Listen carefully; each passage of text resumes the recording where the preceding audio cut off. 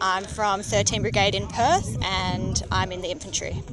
From where you get them, ma'am? Nano drone technology is used here. Just tell us about nano drone technology, please. So I don't work with drones, that's not my role, so it's not something that I can really chat too much about, sorry. Okay. Then what similarities and dissimilarities do you find in women army, both the nations? So there's a lot of similarities. Obviously we all have the same trials and tribulations, I suppose, but we all train hard, work hard, and it was really a privilege to work with the ladies in the Indian Army. I enjoyed it thoroughly, yes. We got to do some live firing and sharing some different weapons drills and things like that with the ladies, and it was a lot of fun.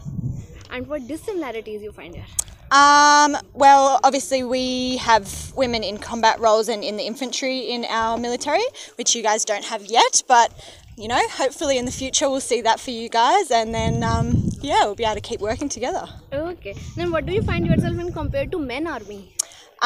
In the Australian Army or the Indian Army? Australian Army, I'm just asking. Australian Army, obviously, comparatively, we train together, we work together, we do everything the same, we're expected to achieve the same results, so yeah, it's good fun. If I will ask this question in the context of Indian Army, Army man, then how you will tell us? Yeah, so I mean, in Australia, a lot of our training is, as far as physical training goes, it's strength-based, whereas I found in the Indian Army, they're very, very quick runners and very, very cardio fit and things like that, but it's just a different kind of training. What diversities you feel here, Diversities? Yes. I would say, obviously cultural. There's people from all over India or different parts of India. It's amazing to meet different people from different cultures, different religions, and eat the different food. It's been a lot of fun. As a woman, what do you think? What is your weakness? My weakness would probably be running. I've got short legs, so I'm not a very fast runner,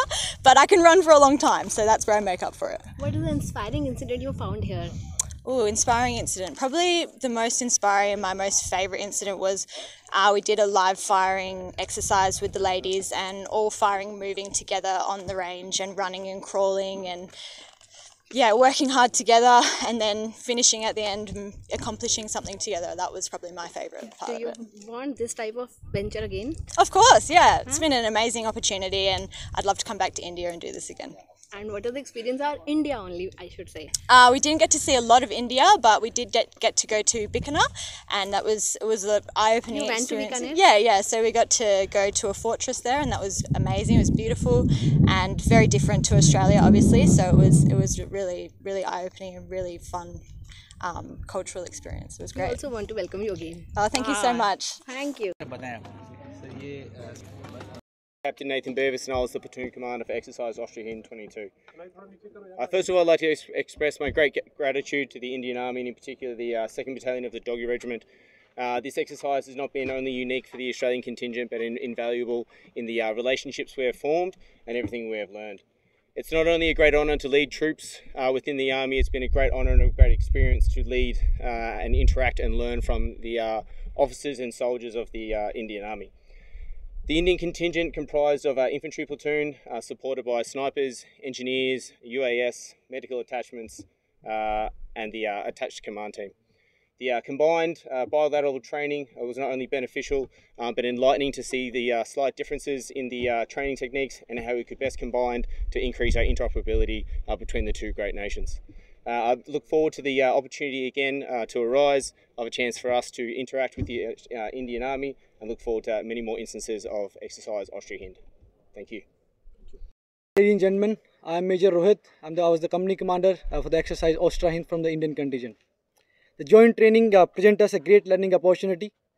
The two nations coming together for fostering friendship also gave us opportunity to share drills and best practices, thereby enhancing the military capability to undertake the joint company level operations in a semi-desert terrain under United Nations mandate. We, the Indian contingent, are confident of taking a company level operation with the Australian contingent. We have shared our best practices and the interoperability is of highest order. The cultural differences and the linguistic barriers are no longer stands between the soldiers which train and live together in a professional manner and in arduous condition. Exercise Austria-Hind 2022 provide us an opportunity to share tactics, techniques and procedures with each other and also evolve tactical drills. It will help us to operate jointly with much more ease in times to come whenever a crisis of such nature arises in future. Thank you. Firstly, I'd like to extend a warm thank you from the commander of the 13 Combat Effects Brigade, Brigadier Brett Challoner, who I will represent today. So our team is comprising of a joint conventional and special operations team from the Australian Army here on the first inaugural exercise Austria-Hind. For us, this activity commenced in July with the Army-to-Army staff talks between India and Australia, where it was decided upon the construct of the exercise, and you are seeing the end result.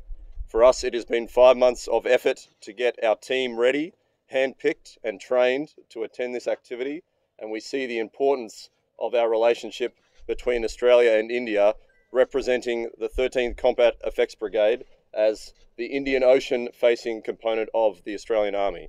We are very invested in a strong relationship with our Indian counterparts, and we are very thankful of the efforts they have gone to make us feel welcome. We'd like to extend a big thank you to the members of the 2nd Battalion of the Dogger Regiment for their hospitality, their generosity and their friendship during this activity. We have all thoroughly enjoyed the experience, and we hope for the relationship to continue for many years to come. On behalf of the Australian Army, I thank you for your participation, and we'll look forward to a strong friendship in future. Appreciate it. Yep, this is the Wasp AE drone. It can fly for up to 50 minutes for 5 kilometres and provides great day and night optical surveillance, including thermal capabilities. Yeah. Okay, so this can go for 5 kilometres and it can fly for 50 minutes, and it can give us surveillance during day and thermal camera at night. And from this we can gain battlefield intelligence, surveillance and reconnaissance. और इसका describe करिए कितना range है और क्या इसका surveillance system किस प्रकार से काम करता है, और इसका ब्लैक हॉर्नेट के नाम से इसको ऑस्ट्रेलिया के अंदर जाना जाता है। सर बताइए। जी सर, इसको ब्लैक हॉर्नेट बोलते हैं सर। इसके 25 मिनट्स फ्लाइट टाइम है और इसका जो रेंज है 2 किलोमीटर है, और जो अपना रूम इंटरवेंशन है वो कर सकता है। रूम में जाएगा और काफ़ी क्वाइट रहेगा और एनिमी को पता भी नहीं चलेगा कि उनकी हम सर्विलेंस कर रहे हैं। और इसके 2 सेट होते हैं सर, एक डे टाइम का है, एक नाइट टाइम का है। दोनों कैमराज इसमें यूज़ कर सकते हैं, इंफ्रारेड यूज़ कर सकते हैं, थर्मल इमेज यूज़ कर सकते हैं, और डायरेक्ट फीड जो हम अपने यूनिट को भेज सकते हैं। और ये किसी भी तरीके से उपकरण के अंदर, ये सर्विलेंस के अंदर नहीं आता? नहीं, इसको डिटेक्ट करना, इसको डिटेक्ट नहीं कर सकता। जी सर, कोई डिटेक्ट नहीं कर सकता इसको। तो काफ़ी हैंडी है, और ये इसका एंटीना है जिससे इसकी काफ़ी रेंज बढ़ जाती है। और इसके अंदर क्या है कि इस युद्ध के अभ्यास के दौरान इसका इस्तेमाल किया गया है? इसका किया जा रहा है सर। जी, ओके, वेट टू